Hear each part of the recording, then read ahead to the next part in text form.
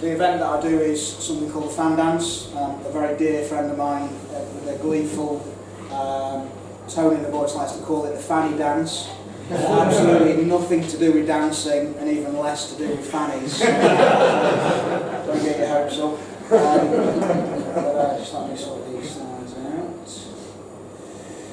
out. Okay, so fan dancing. I'm just trying to simultaneously do two things at once, so not easy being a bloke.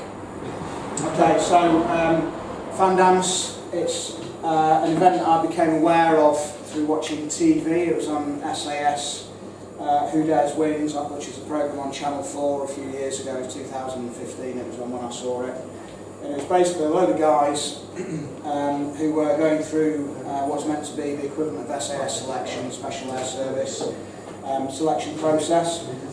Part of the process that they had to do was they had to hoof themselves over a mountain in Brecon Beacons. It's the highest mountain in Brecon Beacons, called Pen y Fan. And I just thought it looked pretty cool, destroying yourself on the mountain, trying to make the grade for the selection process.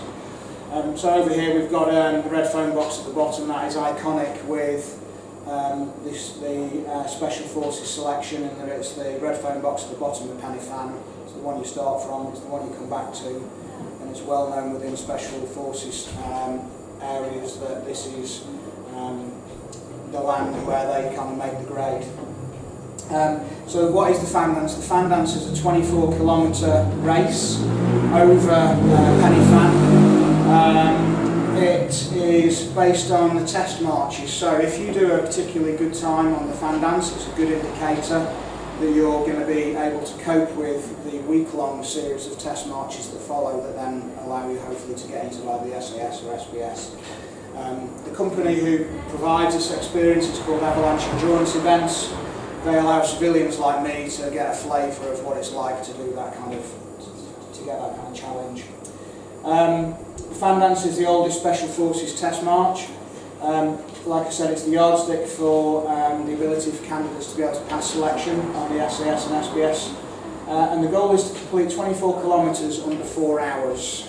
So those guys who are keen runners will know that 24 kilometres under 4 hours is not really that hard, but there are caveats with this particular challenge. The course takes in an ascent of Pen y Fan to the first rendezvous point, where you have to hand your number in at the top of the summit of Pen y Fan before you then descend down the steeper side of Pen y Fan, which is called Jacob's Ladder. You then navigate your way across a rocky technical road to a place called Windy Gap. Windy Gap opens out into a track that they've used for tanks and so on, which goes for 3.5 miles down to rendezvous point 2, where you hand your number in before then heading back and retracing your steps over the exact same route, ascending Pen y Fan through Jacob's Ladder, and then bombing down off the hill for a 2.5-mile descent at the end. The route itself is a lungbuster and backbreaker of an event, and it throws everything at you from the elements. You can be down, having a nice day at the bottom. By the time you get to the top, you can be thick in clag, snow, sleet, hail, blazing sunshine. It can happen, all of it can happen up there. The inclines can be savagely steep, right the way through to fairly flat. You can get speed up. There's lots of technical sections which you have to navigate over as well. And all in all, it makes for a very exciting and challenging event. One of the things that makes it the most challenging is the fact that it's a load-bearing event. Okay, so each test march is essentially what they call a TAB. TAB stands for Tactical Advance into Battle. So if you are going to be getting into the SAS and SBS, technically what happens is they tend to drop you behind enemy lines. You're self-sufficient carrying all your own gear, and then you tab in, or you march in and run into the point in which the operation's happening. So you can be going for several days before you actually then get the opportunity to fight. And so what we're trying to do here is trying to replicate what that's like. So the ability to tab is essential for the Special Forces, the paratroopers, and also the Marines, carrying very heavy loads for long distances and then being able to perform at the end of that as well. And so the nuts and bolts of the fan dances is much more than a foot race, and that you're required to carry very specific equipment. So this is the contents largely of what I had to carry, or what I've had to carry now 3 times when I've done the event. You can't see very well, but in there you've got a sleeping bag, 2 sets of thermal jackets, stove, full change of clothing. You've got a poncho for bivvying up under, emergency bag, first aid kit, rations, windproof jackets, complete change of waterproofs, complete change of clothes. Then on top of that you have to carry 4 litres of fluid and food as well. The nuts and bolts of that at the end is your Brecon kind of looks like something like this. And so 44 pounds is what it weighs at the start, so about 20 kilos or more. That's fully loaded, and at the end of the race your Brecon must weigh 35 pounds at the start and the end, so any stuff that you consume en route must not take you below the 35 pounds mark, otherwise you get time penalties. So I've just returned from doing the fan dance event last Sunday. They basically run the event twice a year so that it matches what happens in proper SAS selection. They do one in the winter, they do one in the summer. I've now done 3 events. My first event was last year, was the summer one. I thought I was fairly fit, being a PT and so on and so forth. But it was an eye-opener, and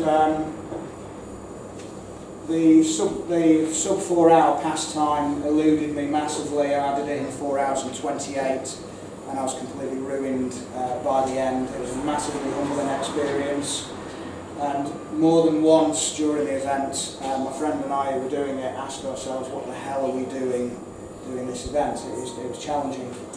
So 4 hours 28 was well off the standard, but even though it was such a hard event, it was psychologically and physically challenging on lots of levels. I knew I wanted to do better, because I just felt that I wanted to be able to see if I could achieve the standard of a sub 4 hour time. So I attempted it again in January this year, and January the weather conditions were favourable. It happened over 2 weekends. The weekend I did it in, it was 11 degrees, it was clear, it was wet, but the temperature was favourable. And the main thing with the event is just the running with the load on your back, so 20 kilos on the back. The golden rule of thumb for doing a fast fan time is you march fast on the uphill, wherever possible on the flat and the downhill you're going to run as fast as you can. And so the training needs to be fairly specific, in that you need to be comfortable running with a fairly hefty load on your back for long periods of time. The thing that I've experienced, which has been the biggest problem for me, has been cramp from about 11 miles to 14, especially on the ascent of Jacob's Ladder, which is as you come on the back route. You've already done 11 miles. Jacob's Ladder is a savagely steep section on the fan, and so the cramp for me has been a problem each time I've done it.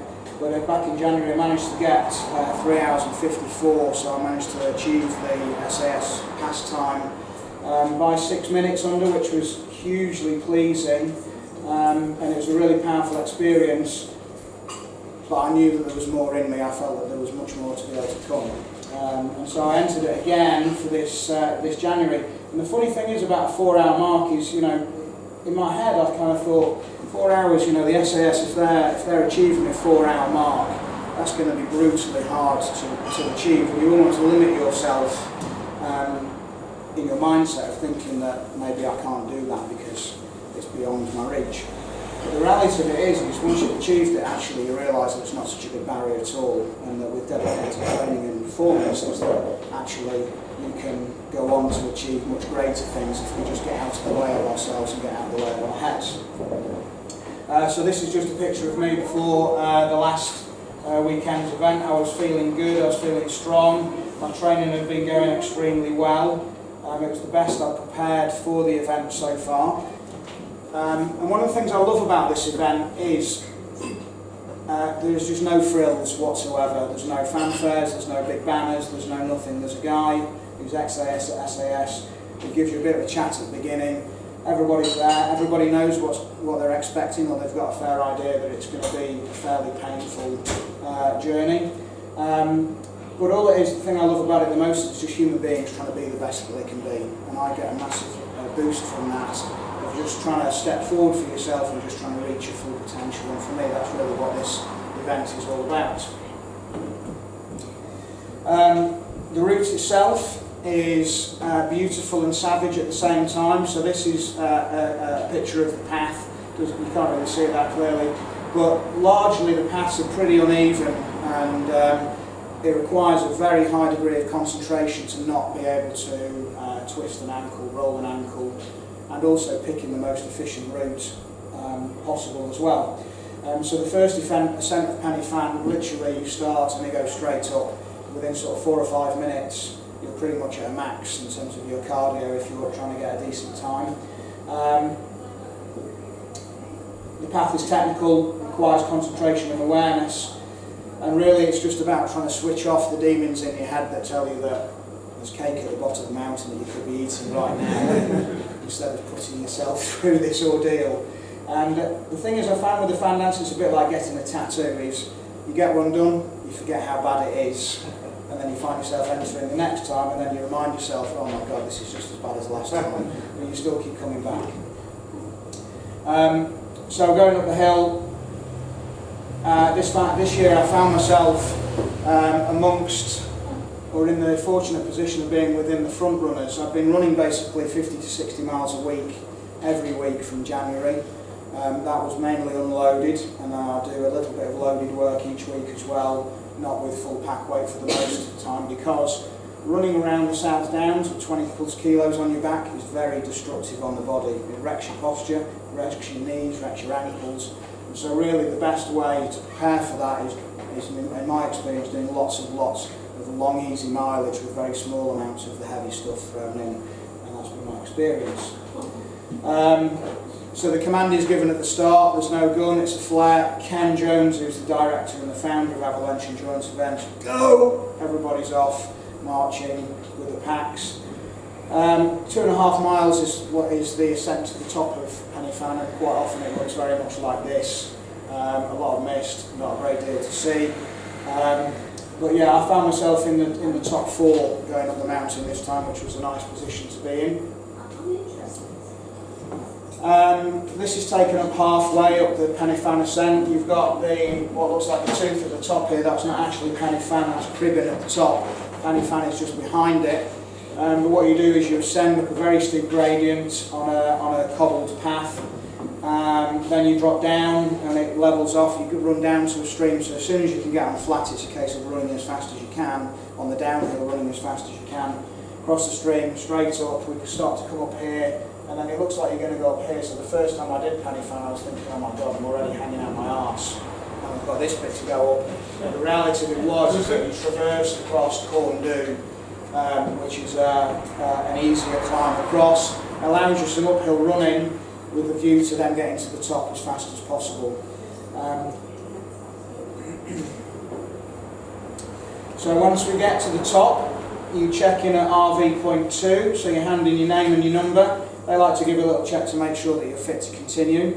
And I managed to get up here this time in 45 minutes, which was a 5-minute PB from my previous time back in January. So I knew from previous experiences and reading other people's blogs that if you get to the top of Pen y Fan within 50 minutes, providing nothing goes tits up on the way around, then you're pretty much good for a sub 4-hour fan time. So I knew that's what I needed to be hitting. This time around it was a 45-minute ascent of Pen y Fan, and I came in at 4th place to the top of the hill on a day when there was around about 200 competitors in my category.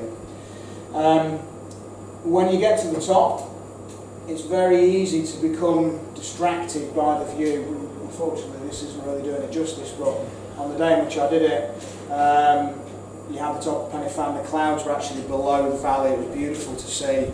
It's very easy to kind of take it all in and want to take pictures as you go around, but as I found is as soon as you take your concentration off the ground, you're twisting ankles and getting in pain. And so even though you want to look around and take it all in, there is a job to be done, and that is getting across the course as fast as possible. So down Jacob's Ladder. Jacob's Ladder is severely steep, as I've said. The secret to descending with a heavy load on your back is to kind of lean back into the hill and try and keep the weight on your heels while trying to flow with the hill as much as possible. Because if you're constantly trying to brake all the time, it absolutely destroys your quads and your legs, which you then pay the price for later on in the race. So we get to the bottom of Jacob's Ladder, we navigate across to Windy Gap, and then it's a delicious 3.5 mile run, pretty much straight down to RV Point 2, which is where you then turn around and start heading back and repeating the course on the way back. The problem when you get down to RV Point 2 is you then realise that on the way down it's all been on a slight decline, so all the way back up is you're going uphill. Now some of it you can kind of tab along at, so it's not really running but it's not really walking. It's a mix of, they call it air shuffling, where you're trying to make as little impact as possible with the ground. You're not walking, but it's just a little bit faster than a high-speed walk. It looks kind of a little bit funny, but it's very efficient at getting up inclines quickly. So then, what I was finding this time around was I was getting to the corner of Windy Gap, which is about 10 miles, and just started to notice the first stages of cramp coming in. Now for me the cramp has been a problem despite using electrolytes, despite using fluid. I got through 3 litres of fluid this time around within 2 hours and 45, so the fluid wasn't a problem. There's something else going on for me. But I could start to feel the first pangs of cramp coming into my calves as I came to the bottom of Jacob's Ladder. So Jacob's Ladder basically starts all the way down here. It takes around about 15 to 20 minutes to get to the top. And you can see the kind of terrain that it's on, but it is savagely steep coming up. And the thing with Jacob's Ladder is everybody fears it because everybody knows how hard it's going to be. It's the part of the course that tends to break people. And so climbing this, the cramp was a major issue. I'd take maybe 10 metres and then cramp would kick in. It started in my calves, it was then in my quads, it was in my adductors. You want to try and think about stretching off your quad, but then it racks into your hamstring instead, and so you're kind of stuck between a rock and a hard place. And so you just tend to resume the position on the mountain like this, waiting for it to go away, which is how I found myself on more than one occasion last Sunday going up the hill. So then you get to the very top of Jacob's Ladder, and literally the last 15 metres of it are navigating up these huge boulders that you've got at the top there. And then just at the top there you've got Rendezvous Point 3. And I got there on Sunday, and there's a really nice directing staff, DS as they call themselves, and they're the ex-SAS guys who run this. And he asked how I was feeling, and I said, I'm struggling with cramp. And in his loving response, he just said, stop feeling sorry for yourself, get down the fucking mountain. So of course you hand your number and off you go. And yeah, there's absolutely zero sympathy from the guys at all. And the final descent of Pen y Fan, it's a 2.5 mile descent, and it's kind of pleasure-pain, yin-yang kind of mix. And on the one hand, you know you can go fast, you know you can save some time. But then on the other hand, you know that you're trying to strive off the cramp. So you're kind of fearful of that kicking in. And as you run down, it's a mixture of just trying to gauge it so that you're on the edge of being in control, but being slightly out of control to try and maximise your efficiency running down the hill. Normally when this takes place, you have a heck of a lot of people on the mountain as well, so get out of my way! Coming through is normally shouting just to avoid collisions. But you know, it's a hellish descent, but you know that it's going to be over fairly quickly.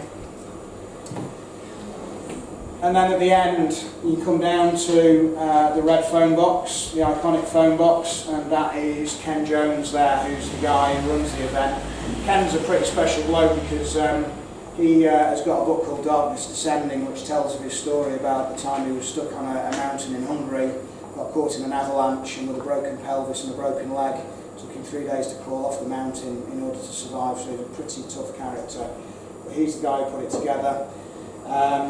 So the FRV, the final rendezvous point, is at the end there. As I say, there's no massive fanfare, there's a bloke with a clipboard, maybe 5 or 10 people stood around, there's no cheering, there's no nothing, there's no finish line, it's a gate. You go through, Ken shakes your hand, if you're lucky you get a well done, and you're handed a cloth patch. But the quote there is very dear to me, in that, you know, it is a savage event and it's a real psychological journey, but all the memories of suffering, once it's out of the way, in terms of memories of pleasure, the greater that suffering is, the better you feel at the end of it, because you know that you've managed to overcome all of those demons that we experienced on the way around. And so this is what you end up with. I've now got 3 of these, the Fan Dance event patch, and it's massively understated, but it speaks volumes about what it takes to achieve that particular patch, and also the guys who go through this, who then go on to defend our countries and borders and so on and so forth. But for me, really the race is so much more than just being about a race. It's really about getting back to Mother Nature and overcoming the elements, and getting back to ourselves and finding out what we're capable of, exploring our limitations, and then trying to push past those so that we can explore ourselves on a deeper level. And I, previous to becoming involved in endurance training, I've been a national level powerlifter. I've been training in strength for very many years. Strength never taught me anything more about strength than what endurance training has, and I think it's just one of the greatest things in order to help. You know, we've talked about mental toughness tonight and those things. That's something that resonates deeply with me. And you know, man against Mother Nature and himself is one of the biggest things that I take away from the Fan Dance. So yeah, that's my talk over, guys, and that's my experiences.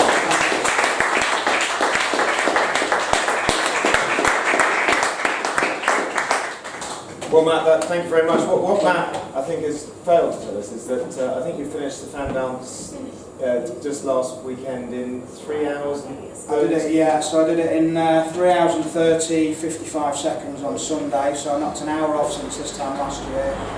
I finished 3rd in my category. Over the 2 days there was 400 competitors because they do the race twice. Finished 12th overall.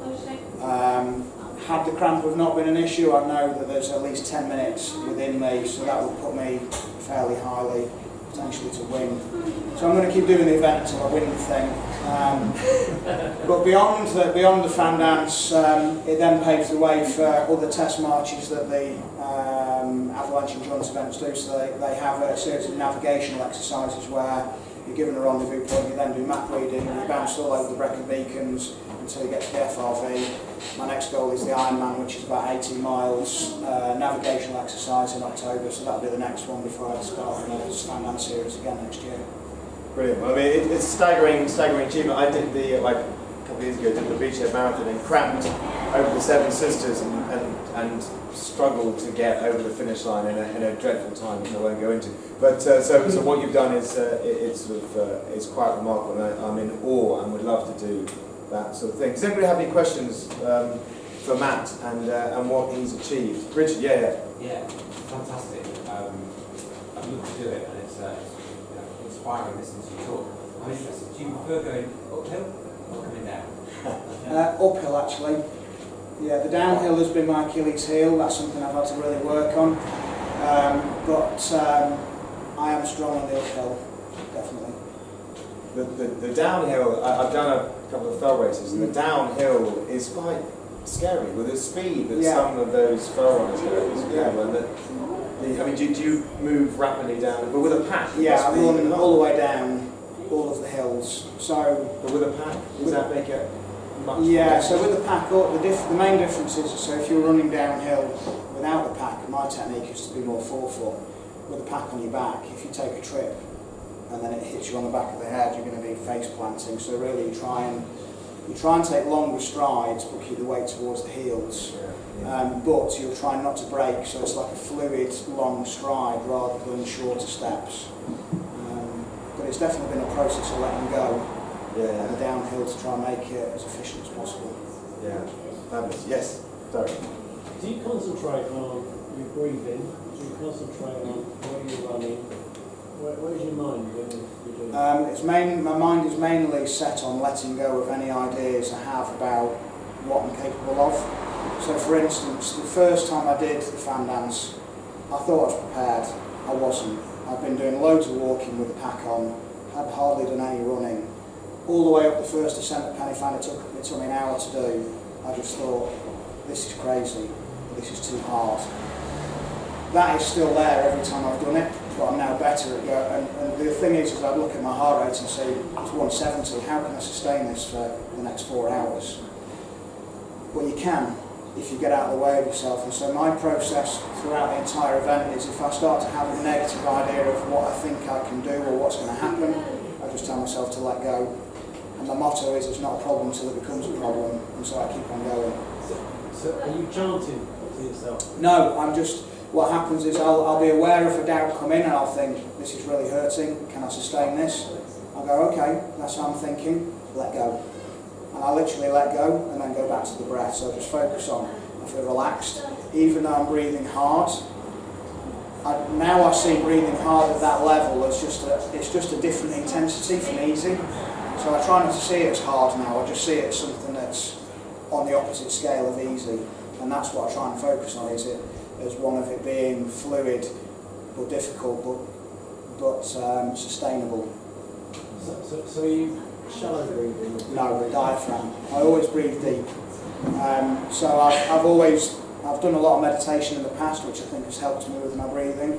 But naturally I'm quite a slow breather, and I tend to breathe very deeply rather than rapid, high, anxiety, chest type breathing. If I find myself feeling in the chest, I then take my awareness down deep and breathe deeper in to maximise the oxygen exchange through the lungs, just by giving it more time in the lungs, basically.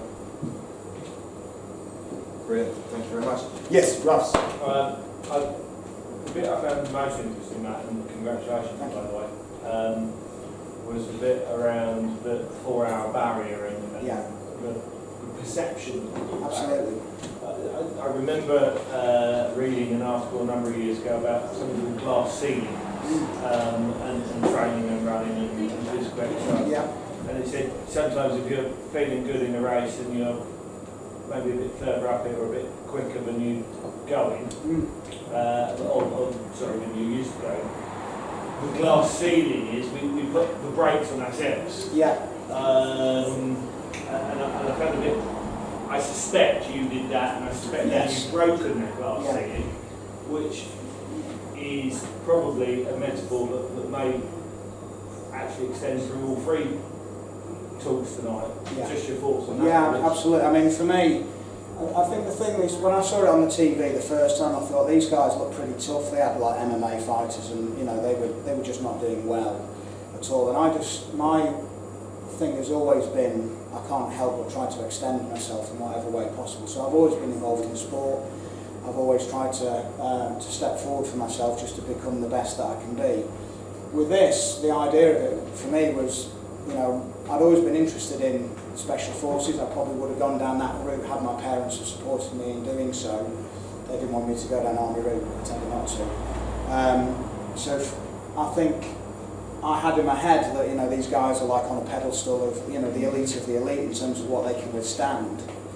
And so if their goal is to get sub 4, then that's a pretty lofty goal to achieve. And so you do think it's maybe beyond your reach. And I think the first time I did it, I thought, blimey, this is savage. But then, having got a few minutes under it in January, as soon as that happened, that achievement on that particular day was life-changing for me. Not just in terms of my performance, but in terms of life events. So I separated in my marriage and so on and so forth. And I just thought, if I can handle that, I can handle anything. Yeah. And so then, with the training I'd done from January, I'd had some coaching.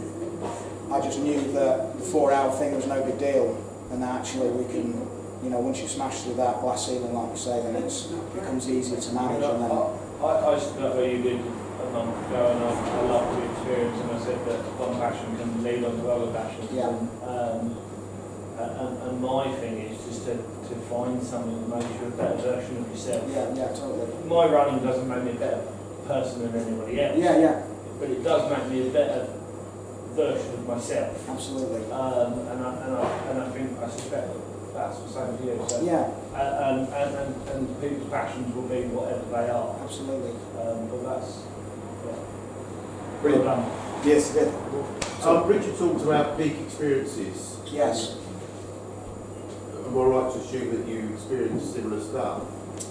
I was thinking about this when he was talking about it. Not during competition, for me. During competition, for me, it's always just trying to get to the end. However, when I'm out training, I have lots of peak experiences. Just because the running, when I train, most of my running is easy and long. But I take a lot of time to stop and take photos and just kind of enjoy the moment. So yeah, I feel most at home when I'm out on the downs and outside in places rather than being indoors in the house. So yeah, I do get peak experiences on a regular basis. I wouldn't say, would I say the euphoric? See, I have so many, it's difficult. You almost become desensitised for me. So yeah, but you know, with the fan dance, I get the peak maybe about a week later. So I felt when I finished the fan dance this time and got 3.5, I felt nothing at the end. For me, nothing changed. It didn't change me as a person. Now, a few days later, it's just starting to sink in, and I'm starting to realise the magnitude of what I achieved compared to where I was 12 months ago.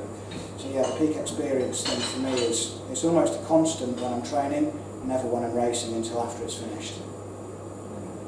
I suppose you've got your euphoric experiences. Can you align them with what you get from your meditation? Yes, yeah, absolutely. I mean, the thing with the meditation I've achieved in the past is that it's largely not that mind-bending, but I have had moments within the moment when I've completely lost myself within my head, and it's been like your respect and the universe, out of body. And then your consciousness kicks in and goes, oh wow, this is pretty mad, and then it's too late, you're back in your body.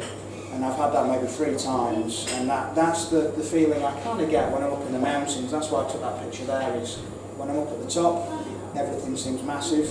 We seem so tiny and yet so connected and so part of that. For me, that's what it gives me on a deeper level, is that connection to all of that. Brilliant. Thank you. Yes. Yeah. Yeah, fantastic talk.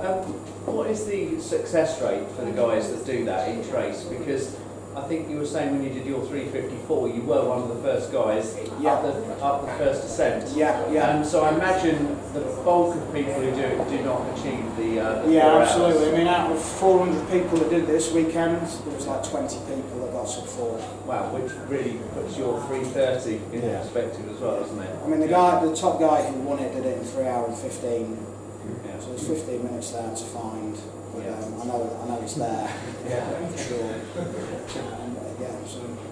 Brilliant. Yes. Sorry. Final question. Yeah. How important is it to you to win?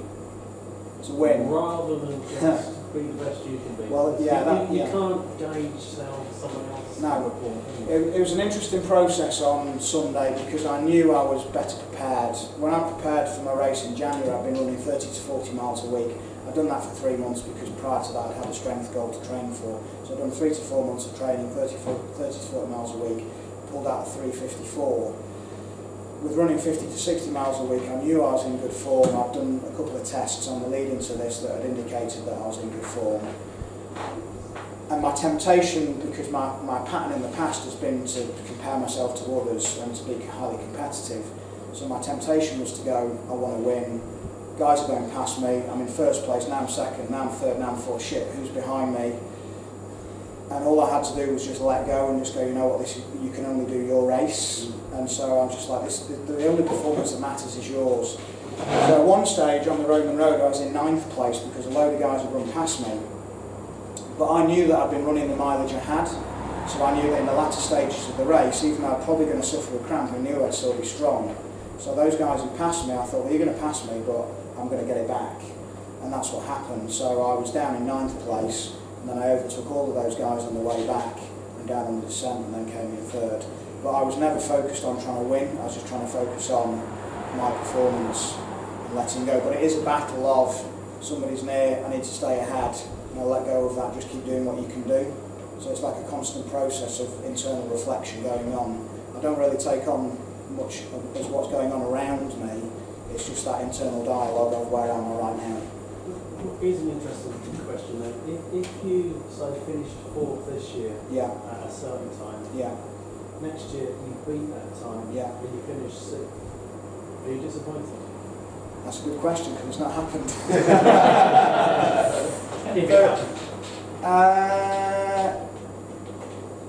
Well, all I know is I want to win it. I know I'm capable of winning it.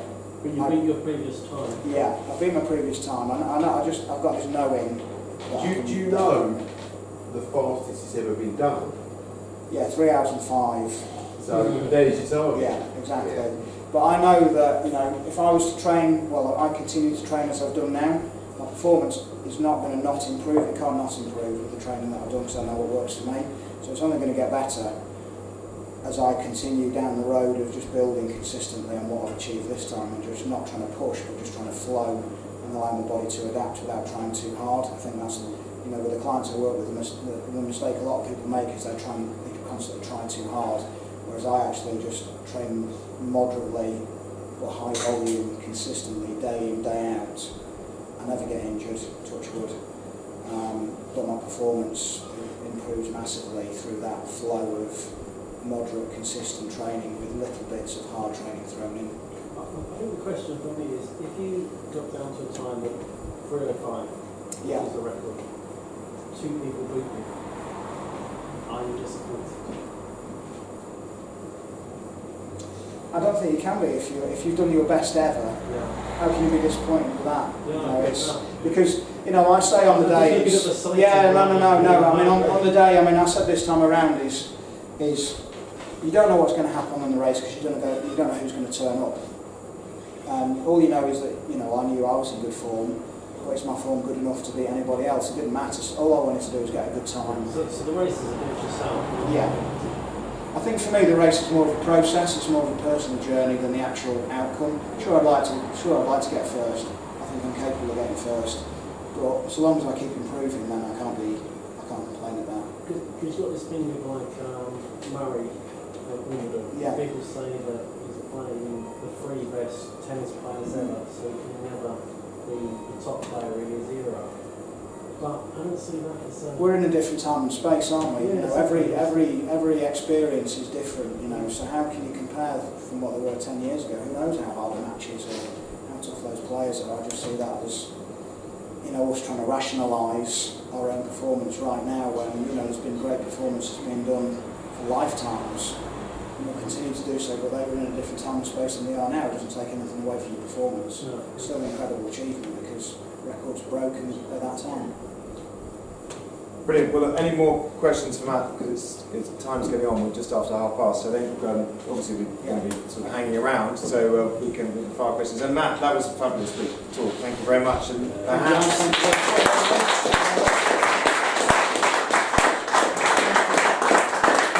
maybe in 6 or 12 months' time.